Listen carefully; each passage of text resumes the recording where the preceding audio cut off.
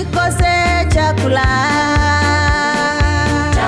cha kiroho. Wasikilizaji mahali pale walipo, this is a Pasaka. Nataka kuwaleta mbele nikiwaambia ya kwamba life is very important. When you are root, tunaongea about the tree of life. God help my name not to be destroyed.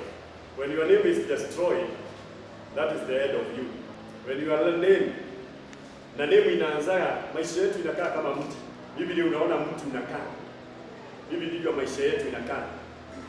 Watu wale wengine mnaona marafiki zenu waweza kuwa branch, na hii mti ina rely because of the importance of the roots. These roots, hii roots unaona ndio determining factor ya hii mti. So kukauka kwangu si huku, hakuna shida. Kukauka kwa mtu ni mizizi, your foundation, mali roots zako. Bible inasema in the book of Job, hata kama mtu ukikatwa utachipuka tena. Why? Because the root is not destroyed. Ukiweza kata hii branches zote, lakini ibakishe matunda. So where you are, ningilitaka kukwambia ya kwamba hata kama ni wakati wa COVID, ni wakati kumejaa mateso, ni wakati ambapo kumejaa maaibu, chunga mizizi yako mahali ilipo. Take care of your roots, because the stem, after the roots, it will germinate something that we call the stem. The stem, it is your foundation now. It is now your growth, not foundation. The root is your foundation. Then the stem, it is your growth. Then you go to the branches. The branches is the weak, the people who came in your life. So siku ya leo ningeitaka waweza kuwa uko very keen na kuangalia the branches. Hauangalii roots. Watu wengi wanaangalia na marafiki. Hii marafiki fulani, mtu fulani amejiondokea. Hata wakikuondokea waweza branch, waweza katakata branches. Lakini if you look the roots zako ukiziangalia, hata kama branch moja imekatwa, hata kama matunda imeamuka, na umeangalia rotuba, tunawekana phosphorus si kwa the branches, phosphorus and ammonia tunawekana kule chini ya mizizi. So you need to take care of your roots. Kule umejiweka, saizi angalia mti wako wa wokovu, angalia mti wako, na ndipo unaona Yesu Kristo alikuja kama mizizi yetu, ili yeyote atakayeshikanisha naye, tukigraft hiyo ndani yake, tunapata neema ya kuendelea. Msikilizaji wangu mahali pale ulipo, ningetaka kukuambia hata kama ni wakati makanisa imekuwa, ningetaka mizizi yako ikae ndani ya Bwana. Ningetaka hata kama matunda yote imemwagika, hata kama miti yote imekatakatwa, the branches zako zote zimekatwa za tumaini ya watoto, tumaini ya kazi, ningetaka kukuambia ya kwamba your root is very important. Kama haijakauka, kama mizizi yako haijakauka, I promise you, you're going to germinate again. Utagerminate again, na itatoa mizizi ingine ambayo inayefaa, na itakaa vizuri. Shida tu sijali, labda umeachwa na watu, labda biashara zimekauka. Hapana, wachana nayo. Take care of the roots. Take care of the roots. Usitoke kwa root ya damu ya Yesu Kristo, na ukae mahali pale ulipo. Tunapoangalia hii mtu wangu, nimeiweka hivi. Roots, it is parenting, father and mother na guardians. Hawa ndio tunaombea. Tunaombea nyumba yako katika hali roots inasimamia mambo ya parenting, inafanya father, kuna mother, tunaombea maombi yale.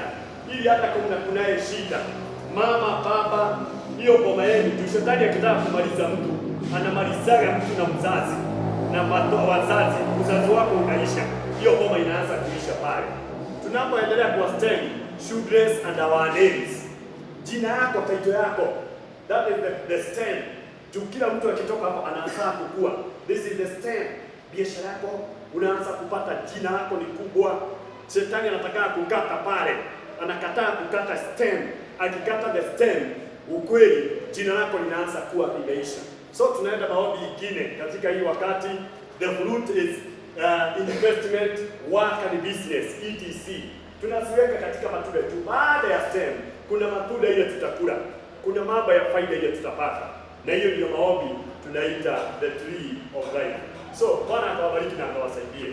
Tuendapo kuendelea na maombi ile tunaendelea kuomba hii mwezi, Na katika kuendelea, that is direction, na tutasoma katika kitabu Wagalatia 4 mstari wa 8 unasema, lakini wakati ule kwa kuwa hamkujua Mungu, mliwatumikia wao ambao kwa asili si miungu.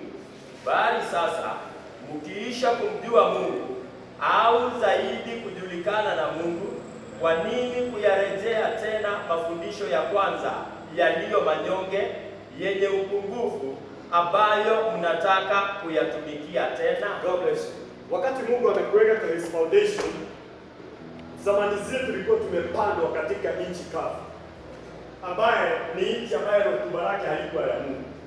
Tena Mungu akatusaidia, akatuweka mizizi yetu kwa Mungu. Wagalatia, Paulo anaambia kanisa ya Wagalatia, nyakati zile hamkumtumikia Mungu na maisha yenu haiko imepandwa kwa kiungu, lakini sasa mmepandwa kwa Mungu. Haleluya! Na mmekuwa mkimtumikia Mungu. Kwa nini sasa mmebadilisha nia zenu? Mumeenda tena kujitoa kupandwa tena kwa njia zingine. So siku ya leo, I would pray for your stand. Iwekwe mahali ambapo kunaye huku na kunayewekwa mahali kunaye huku, mtumikie Mungu aliye hai. Neema ya Bwana Yesu Kristo ikuwe juu yenu. Hii na ile ndio napenda sana. Popo ikae kama memory verse. Inasema, hata ulipowadia utimilifu wa wakati, Mungu alimtuma mwanawe ambaye amezaliwa na mwanamke, amezaliwa chini ya sheria, kusudi awakomboe hao waliokuwa chini ya sheria, ili sisi tupate kupokea hali ya kuwa wana. God bless you. Unanipata? Kila mtu wote alikuwa mizizi yake iko kwa hali mbaya. Yesu Kristo akaja akatutoa. Imagine uking'oa mti akaupanda katika hali nyingine, aliyoupanda ndio sisi tuwe wana na ndio tuzae matunda. Mungu wa mbinguni akubariki. So far your stem and your roots, so far your roots, it is planted through the blood of Jesus. Imepandwa katika damu ya Yesu Kristo. Hata kuwe namna gani hautang'oa. Hata kama kumekauka, hiyo damu itafanya kazi tena. Usijali na mambo yale inapitia. Yeye alikuja akatumua kwa rutuba mbaya, akatuweka katika damu. Hata kama kumekaa majani imekauka, hata kama kumekauka aje, so far our roots imekaa katika lile damu, tutajaminiti tena na tutazaa matunda tena katika jina la Yesu Kristo. Mungu akawabariki na akawasaidie, na msiogope. Alitumwa Yesu Kristo. Galatians 4:4 inasema alitumwa for purpose ya kwamba tutolewe kwa mchanga mbaya tupandwe kwa mchanga mzuri. Hata kama ma branches haijakaa, the root is firm. Semeni, the root is firm. Hallelujah. Na tutajaminate again. Hallelujah. May God bless you. Mkuwe na amani. Mtaenda wale kwa mtandao, hii mti nitaushora vizuri na nitaupanda. Tutapatana katika online, tutakuwa tukiombea roots hii wiki yote, na ile inaingia next week tunaombea about the roots and the stem, root and the stem, ili hata kama imekauka itatoa matunda kwa jina la Yesu Kristo. Jina lako halitakauka, hautang'olewa kwa mema, hautang'olewa duniani katika jina la Yesu Kristo. Amani ya Bwana Yesu Kristo iwe na nyinyi na Bwana akawabariki. Baba, ninakushukuru kwa ajili ya msikilizaji ambaye shetani anataka kukausha mizizi yake. Bwana wa mbinguni, kugua biashara ya mtu, maisha ya mtu, na Baba, kutoka siku ya leo, Baba wa rehema na Mungu wa neno, ukubalishe upako wako uwe na sisi. Usaidie tusikauke kama vile ulikuja katikati ya Galatians 4:4 ya kwamba ukaja ili tufanyike kuwa wana na tufanyike kwenye misingi mizuri. Tubariki in Jesus name.